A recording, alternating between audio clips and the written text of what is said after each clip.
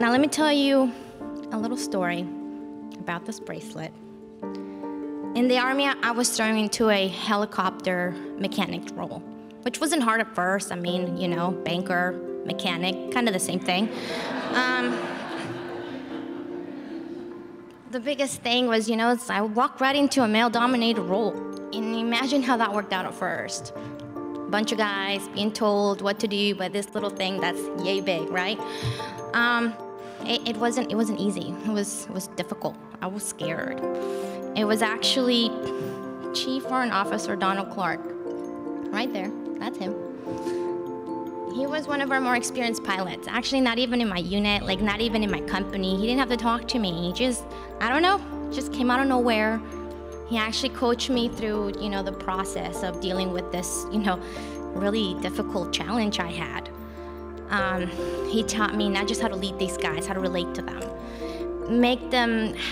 Have them respect me for my leadership style, which, trust me, was very different. He made a huge impact on me because, you know, he taught me the importance of creating long-term career goals and how to charge towards achieving them. I remember one time he told me that there was no barrier between my goals except myself. Now back to this bracelet. My unit deployed to Iraq in 2008. I was part of the DART team, or the Down Aircraft Recovery Team, and I was in charge of the maintenance team if one of those went down. November 15th, 2008, about 3 weeks later. And mind you, I was an hour and a half away from Mosul.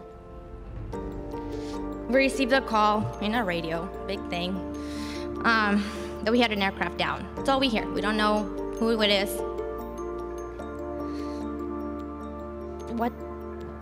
Who it was, who was involved, anything. Still, do like you always do it, just like you're trained. I got my team ready, waited on the radio to know if Mosul needed us. Hour and a half drive, heck, I could make it, right?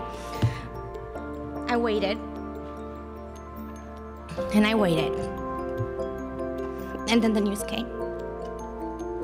I don't know if you've ever seen a veteran wear a memorial bracelet like this. A lot of us have one of these. This one's mine. And it carries CW3 Donald B. Clark's name.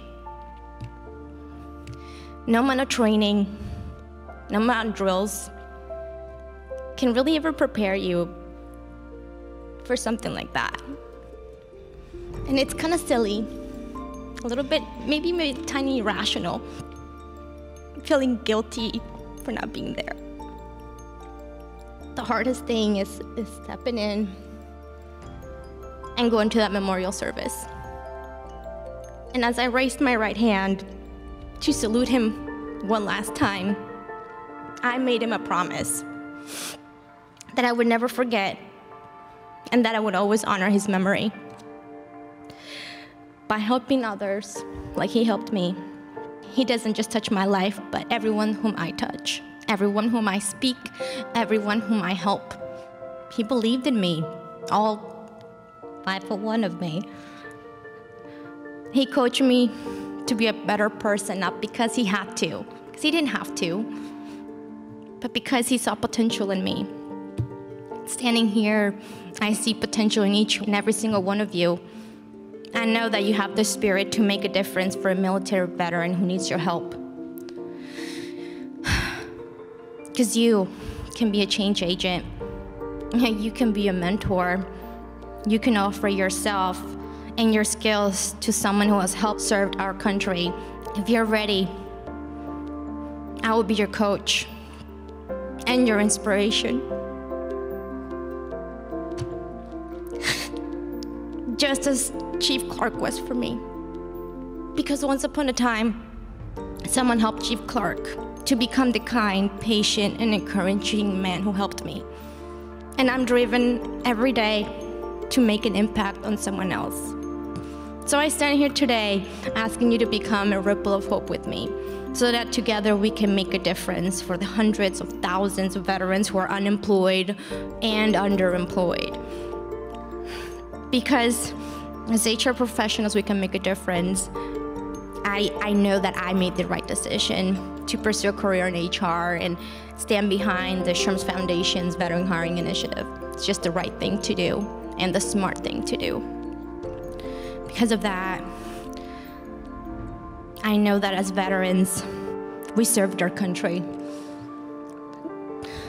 We bled for our country. Some of us even died for our country.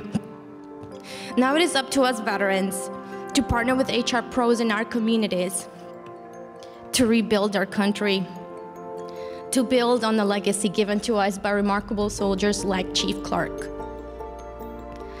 to use what we learned to help grow our economy through corporate America, to help bring back jobs to this nation that we love, to create and innovate so we can make the US better for future generations. Thank you.